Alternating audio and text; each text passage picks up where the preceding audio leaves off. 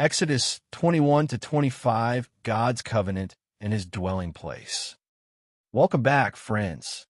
Today we'll walk through Exodus chapters 21 through 25, where God gives his people laws for living, promises his presence among them, and reveals his plan for the tabernacle, his dwelling place among his people.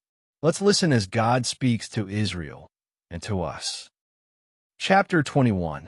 Fair treatment of slaves. These are the regulations you must present to Israel. If you buy a Hebrew slave, he may serve for no more than 6 years. Set him free in the 7th year, and he will owe you nothing for his freedom. If he was single when he became your slave, he shall leave single. But if he was married before he became a slave, then his wife must be freed with him. If his master gave him a wife while he was a slave, and they had sons or daughters, then only the man will be free in the 7th year, but his wife and children will still belong to his master. But the slave may declare, I love my master, my wife, and my children. I don't want to go free. If he does this, his master must present him before God. Then his master must take him to the door or doorpost and publicly pierce his ear with an awl. After that, the slave will serve his master for life. When a man sells his daughter as a slave, she will not be freed at the end of 6 years, as the men are.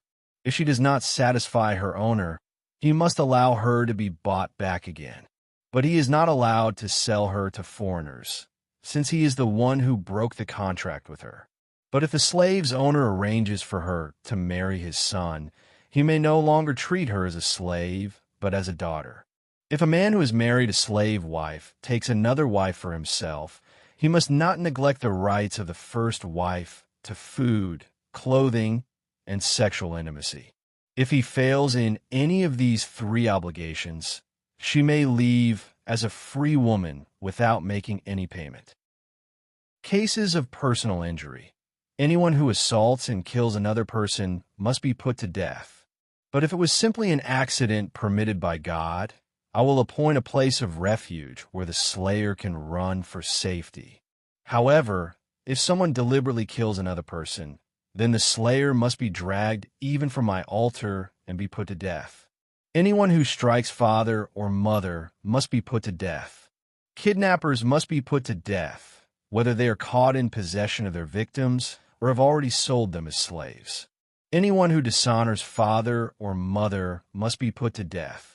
Now suppose 2 men quarrel, and one hits the other